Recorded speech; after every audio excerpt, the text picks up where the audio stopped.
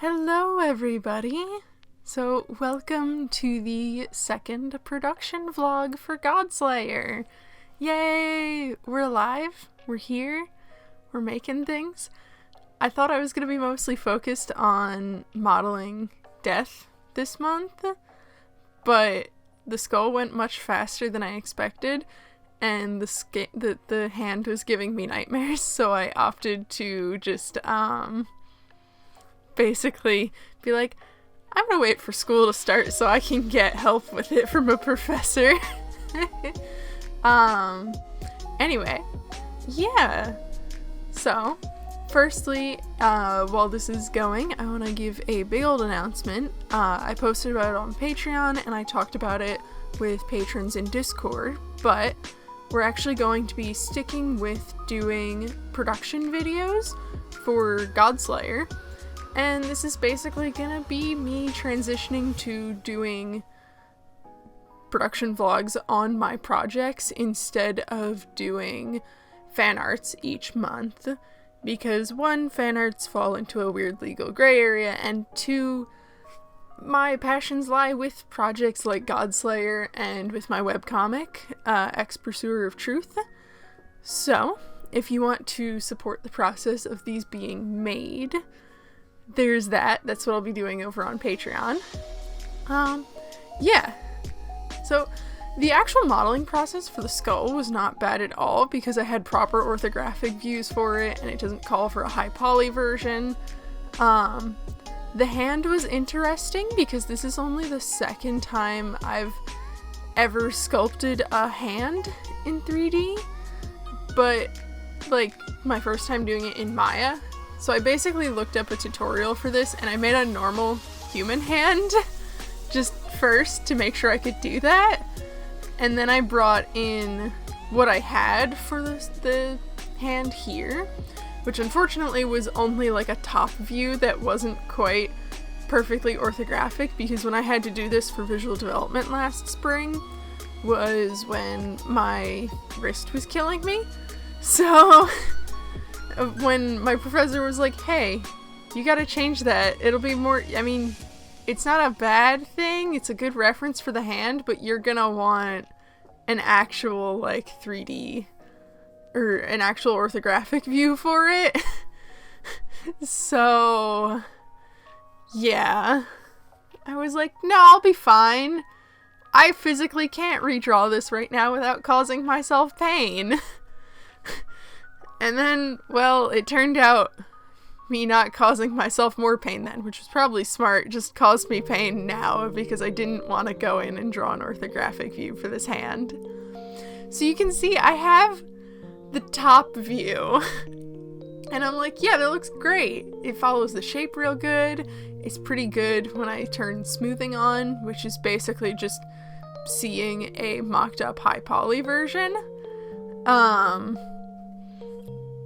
But it only looks good from the top view. And then I got sick of it, so I came in here and started working on the skull, which I'd actually watched a couple tutorials on UV mapping from the YouTube channel Flipped Normals. Great channel if you do want to learn how to model and you're specifically working in Maya. I think they have Blender tutorials as well, but yeah. That was really nice, because this is like the first UV map that I did, where I was happy with it. In case anyone doesn't know, a UV map basically tells the computer program where to lay out the textures on the 3D model.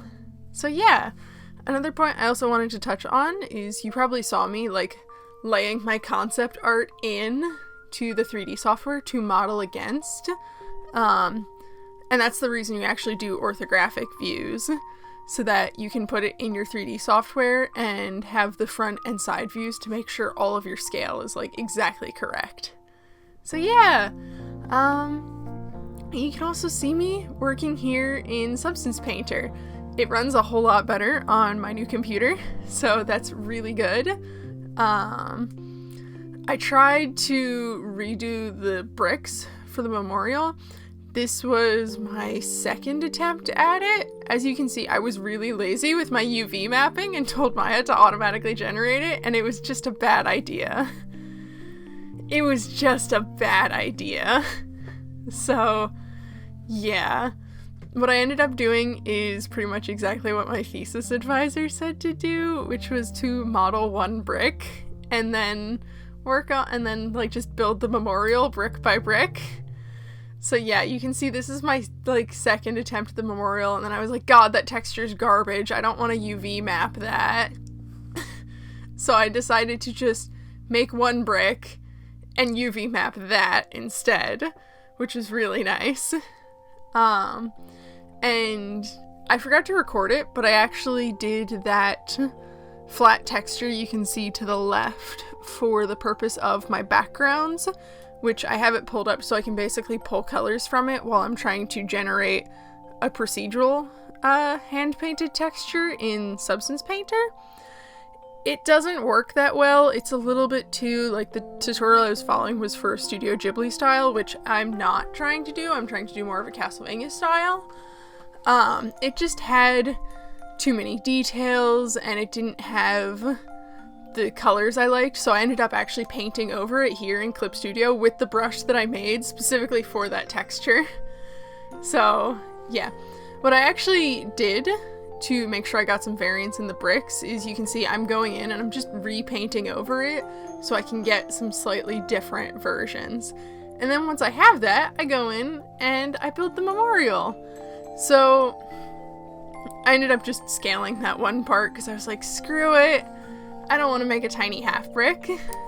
And then once I actually saw what was going on with my texture, because excuse me, my thesis advisor basically looked over my candle model and was like, this is a good model, but damn, you have broken geometry on it. So I fixed the broken geometry, I set up the UV maps, basically following like what she had showed me, and went in and hand painted some stuff in. So that was super nice. I was very happy to have a candle that was good. And I also learned how to do transparent textures from her. I literally just needed to make an alpha map, which I feel so dumb for. So I made the candle, and then I was like, shit, how do I make an alpha map? So I had to go into Photoshop to do that, and I made the flame, and I'm actually really particularly proud of the flame. So yeah, now you can actually see where this memorial for the first shot in my thesis is finally starting to come together. Because I'm building things and I'm just scaling the candle around and rotating it just so it looks like it's a different candle, but it's not quite. And also this thing's only in 2 shots, so there's literally no reason for me to sculpt candle variants. So yeah, woo. I'm trying to think if I have anything else. I don't think so. So since by the time this goes up for patrons, I'll actually be back at school. You can also see me like doing the ring texture properly now. Now that I know how to do it. I'll be trying to record as much of the process as I can, but if I'm working on a school computer, I might not be able to record it. But also if I'm doing texture work, I'm probably going to have to, because I don't think we have Substance Painter on our school computers. I'll have to take a look and see. I'm gonna also look into using Armor Paint for my textures because that's a free version of Armor Paint. Yeah, you can also see the frame that I'm doing right now was really interesting because with that UV map, I had to basically prioritize how to get the most detail onto the painting part of my frame, because the bigger you make a texture area on your UV map, the more pixels you have to work with. Also, yes, my silly doodle to make sure I knew which way the UV would be oriented when I finally placed the portrait that I did months ago on stream for this specific prop. I was like, all of this is going to give me a headache, so I'm just going to make the painting now. And yeah, as you can see, it turned out real nice, especially once I painted over the texture. I cleaned it up here, and then I got it placed in. If I knew how to do good turnarounds in Maya, I'd do that. But yeah, thanks so much for hanging out. And of course, thank you so much for staying to the end of the video. If you enjoyed this and you're seeing this after it's released to the public, feel free to, I don't know, like it, subscribe. I'm probably back to streaming my homework on Twitch if you want to hang out live while I'm working on Godslayer.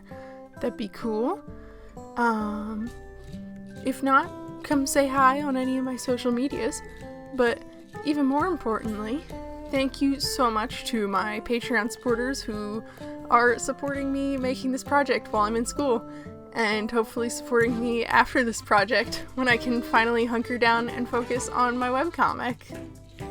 So yeah, thank you to my pursuers, Big Print, Danny Jones, Holly King, Nicholas Bartholomew, and Bonnie Schnabel, my Voidwalkers, Lisa Bimbachi, Scarlett Brooks, and Sadie Hartman, my Nightmare Eater, David Umiet, and my Mythic Spark, King X Link.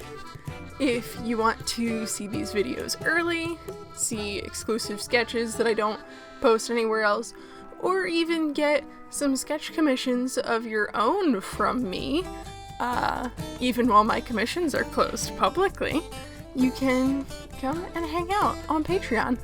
Or hang out in the Discord server. I sometimes give out Patreon perks to people who are active members of the Discord community. So, feel free to come by and say hi. We got a real cozy group of people, crafters, artists, writers, even a musician or two. Yeah! Anyway, you have a lovely day.